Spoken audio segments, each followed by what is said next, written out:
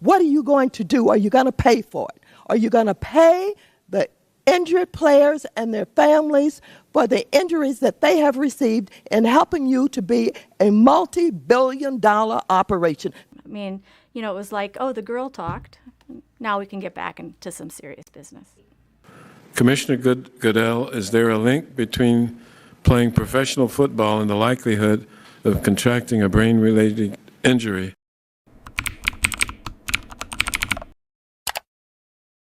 Like a quarterback with a weak O-line, the NFL was scrambling under pressure. The decades-long lie about the dangers of football and brain trauma were finally coming to light.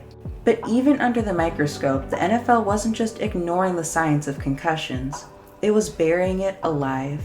In February 2007, Elliot Pellman stepped down as the head of the NFL's Mild Traumatic Brain Injury Committee after years of backlash over his role.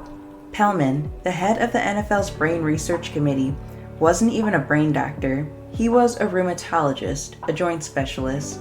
Critics were quick to point out the absurdity, but Pellman and the NFL was happy with the status quo.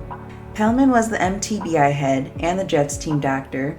At a time when the league just wanted its star players in the game at any cost, his dual role was a conflict of interest. Pellman's descent from the MTBI began in 2005. The New York Times reported that he falsified his medical credentials. Pellman claimed to have received a medical degree from Stony Brook University. It was revealed that he actually attended med school in Guadalajara. Then came the final blow. ESPN exposed Pellman for routinely sending concussed players back into the game, sometimes minutes after they were hit. Shortly after the ESPN article, Pellman stepped down. 2009 was the boiling point for the League of Denial, and Dr. McKee delivered the first blow. In May 2009, the MTBI invited McKee to present her CTE data to the committee at the NFL headquarters in New York City. McKee told Frontline that the committee constantly interrupted her and attempted to discredit her work. She believed that sexism played a role in her treatment at the NFL headquarters. What's your sense of why they would be so hard on you about this? I don't know why they were hard on me. I mean, I think they did not want to believe it. At some point, it isn't so much about the data you present, it's about whether you believe the data. And I did feel like it was against their beliefs. And I was going to have to change their beliefs, and they didn't want to. They were convinced it was wrong, and I felt that they were in a very serious state of denial. Sexism play any role in anything other than maybe how you were treated? Female, right. Female. Definitely. I mean, I think, I don't want to get into sexism too much, but sexism plays a big role when you're a doctor of my age who's come up in the ranks with a lot of male doctors. Sexism's part of my life. And getting in that room with a bunch of males who already thought they knew all the answers, more sexism. I mean, it was like, oh, the girl talked. Now we can get back into some serious business. And the hits kept coming. In September 2009, the New York Times published a front-page article from an NFL-funded. It found that retired players aged 30 to 49 are 19 times more likely to develop dementia, Alzheimer's, or other memory-related diseases than the general population. The study was brushed off by NFL spokesperson Greg Aiello. There are thousands of retired players who do not have memory problems. Memory disorders affect many people who never played football or other sports.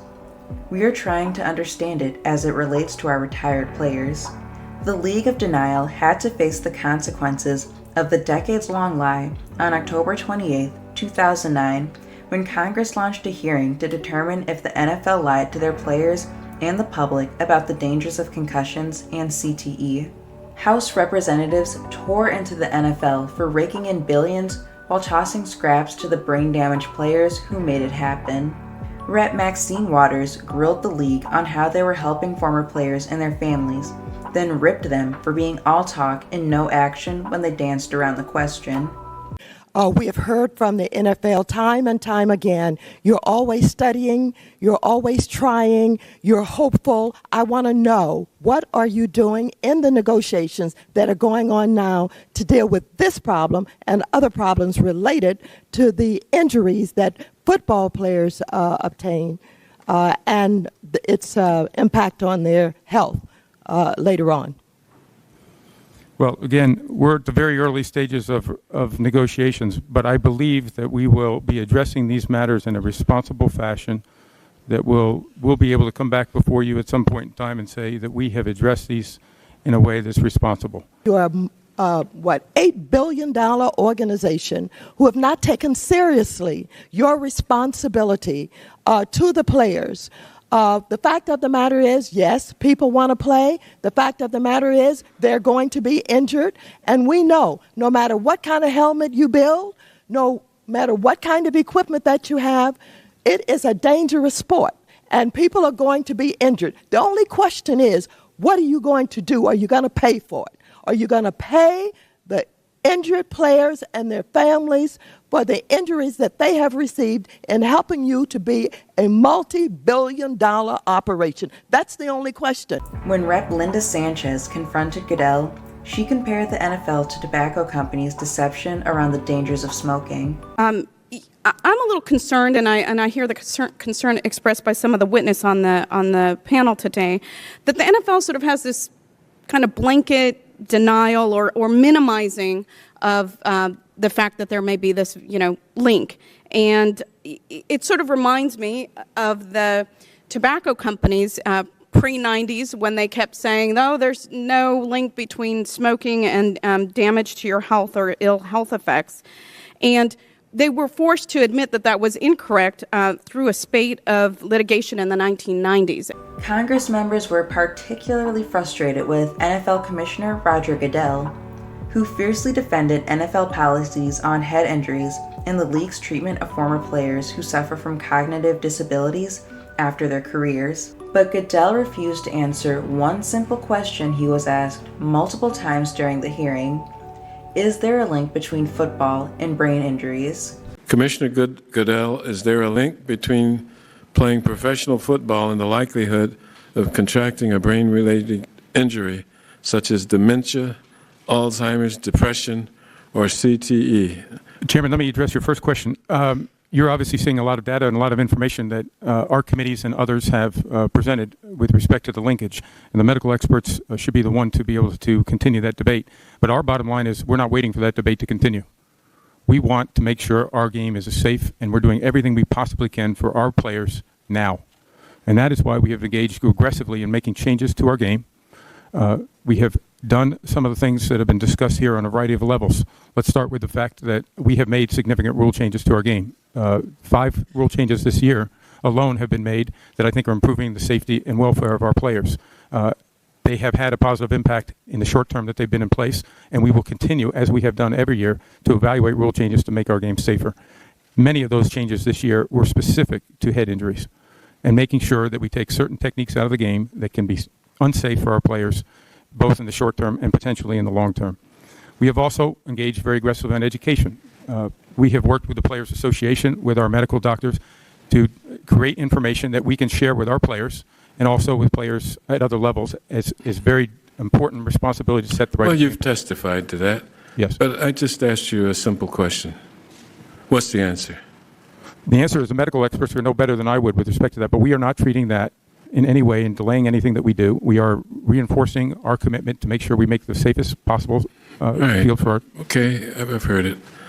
Goodell refused to acknowledge a link between football and brain injuries and repeatedly deflected to the league's medical experts when asked.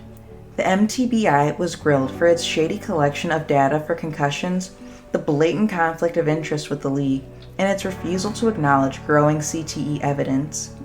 The hearing made national attention. America was paying attention, and the NFL had to make a play. In December 2009, weeks after the hearing, for the first time in history, the NFL publicly admitted that concussions harmed long-term health. NFL spokesman Aiello told the New York Times, It's quite obvious from the medical research that's been done that concussions can lead to long-term problems. Later that month, the NFL announced stricter return to play guidelines, stating that if a player showed any signs of concussion symptoms, they should not return to the game. After years of denial, public outrage, and a congressional reckoning, 2009 was the year that forced the NFL to state the obvious: concussions cause long-term brain damage. The game was changing, but the league, it still had plenty of tricks up its sleeve and damage to ignore. The NFL ignored a mountain of evidence on the dangers of concussions and CTE until Congress forced its reckoning. If not for Mike Webster's autopsy and Dr. Amala's persistence, the league's deceptive web of lies might have stayed buried for years. 2009 was a turning point, but it was far from the end or the beginning. In the next episode, we go back to the 90s, where concussion horror stories made headlines but still didn't ring alarm bells. Like when Cowboys quarterback Troy Aikman took a hit so brutal that he couldn't remember the game that sent him to the Super Bowl. Or 49ers legend Steve Young was knocked out under Monday Night Lights, never to play again. And the shady birth of the MTBI committee, not to protect players, but to shield billionaires and silence science. If you enjoyed today's episode, like the video, subscribe to the channel, and drop your thoughts in the comments. Let's get a conversation going. And don't miss the next episode of Blood, Brains, and Glory.